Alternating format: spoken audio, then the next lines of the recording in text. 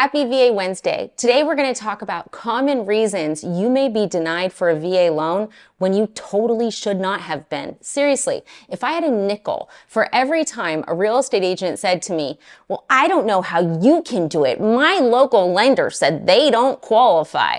Oh my goodness, guys, I'd be on a yacht right now sipping champagne. It would be lovely. So what is going on? It's simple. VA is a loan unlike any other. Is it harder? No, but there's more guidelines, there's more rules, there's more tricks, there's more exciting things you can do where unless you're doing a good amount of VA, probably don't know much about it. And that's what we'll see is, because I'll pull up the lender's information, see what the percentage of VA loans they do, and I'll be like, well, they closed $10 million in total loans last year and 3% were VA. They're not going to have that hands-on experience that honestly, seriously, really you guys need. Now you may go, oh, well then I should go to one of those places called Veterans, whatever. No, that's not the answer once again. Okay, so first of all, if you guys like this channel, please hit subscribe. If you like the video, hit a like. If you strongly dislike everything I say, go for it, hit the dislike. Drop a comment, let me know you're alive. Okay, so when someone tells me a lender's declined them for a VA loan, the first thing I always look at is, are they counting the income accurately? Now, this mostly is for my active veterans, okay? So my active military, right? If you're in the military right now, there's a lot of lenders that have zero idea how to read an LES. So the common mistake I see is they'll just use your base pay. That's it. They're not going to use your BAH. They're not going to use anything extra. They're just using base pay. And I think we all know that you guys get BAH for a reason, which is it helps you buy a house. Without that BAH, it can be a real challenge, okay? So they're not using all the types of pay that you can. Okay, that's number one. So that's what I go to first is let's look at the income. Now, secondly, they may be using all of those types of pay, but there's certain types we can gross up. For example, BAH, we can gross up. So easy math, because it's early in the morning as I film this. If you get $1,000 in BAH, I treat it as $1,250. Why? It's non-taxable. So we can gross up BAH. So that's the first thing I always look at is, are they looking at the income correctly? Now, for my veterans with disability, once again, I am looking to see, hey, did they gross that up? Because there's so many lenders that don't know you can gross up VA disability. It is non-taxable under every single. There's no reason it would be taxable, okay? And a lot of lenders stumble over that. Okay, number one, income. Number two, and this applies to community property states. So what will happen sometimes is someone will have, a spouse that doesn't have good credit. Maybe they have a good amount of debt, so they don't want them on the loan. Well, in a community property state, and there's 9 last I checked, your spouse's debt still comes into consideration even if they're not on the loan, okay? So some lenders, A, they miss that guideline completely, and that's a whole other video that we'll do next week. But B, what they may do is run your spouse's credit, hit you with all the debt, and say, bye, okay? Well, here's the thing. If that partner works, I can't use the income in order to qualify for the loan. Like, I can't put it in as income, but I can use it to offset some of that debt. The other thing that I'm always looking for is, when was this debt incurred? Because if they had student loans when they were 18 and you got married when they were 25, well, under community property state rules, that's not your debt. So we wouldn't hit you with that either. So I'm then looking to see, okay, are people being hit with debt that they shouldn't? Okay, let's say you're not in a community property state. And it's all your debt. Okay, so what are some of the things that VA does? Well, medical collections we're generally excluding, okay?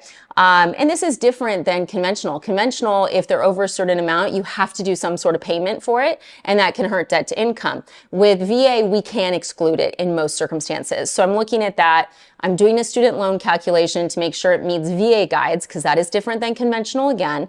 And then I'm also looking for like charge-offs. That's something, regardless of what type of loan it is, lenders miss it all the time and they hit you with that payment. And here's the thing, we shouldn't be hitting you with payments for something that's charged off. A charge-off means that debt is dead, okay? So I look at all of that. So number one, we're going to look at the income, make sure they're using all the income they can.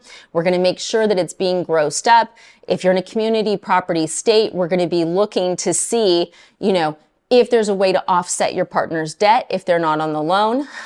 Same with residual income, we can do that as well. And then we're also going to be looking to see if there's something in the credit that has been missed on your end, okay? Now, what else? Why else might you have been denied? Okay, and this is what we run into a lot.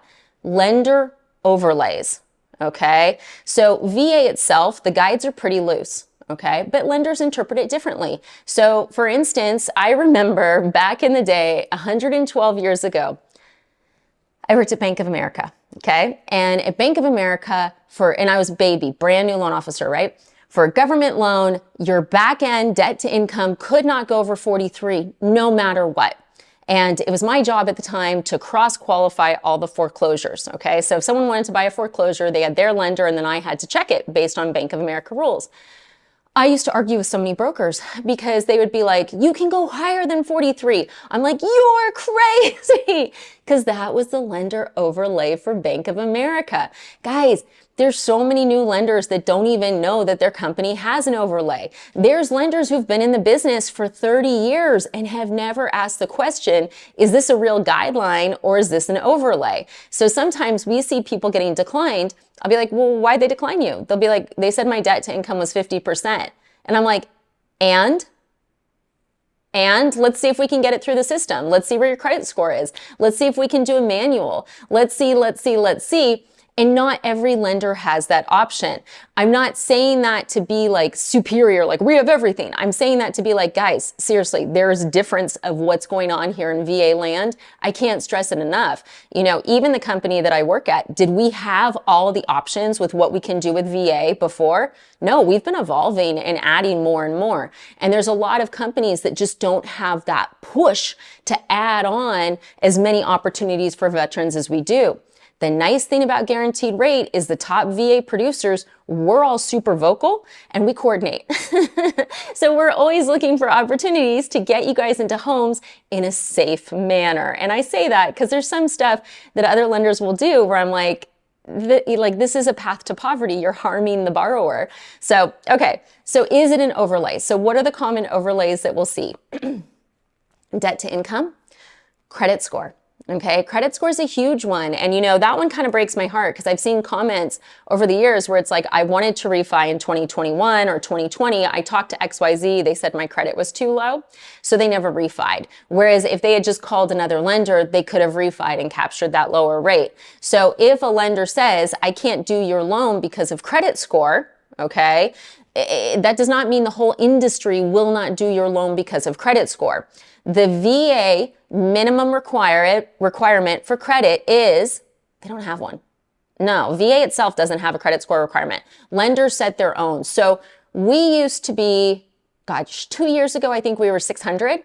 Then we switched to 580, which has been good. And now our company's so comfortable with that, we're now at 550 is the lowest credit score that we'll look at. Now look, if you haven't paid your bills in like 12 months, is it going to be easy to get you a loan? Absolutely not. Just because you have a 550 or 560 doesn't guarantee a loan. We still have to show that you can make the payment.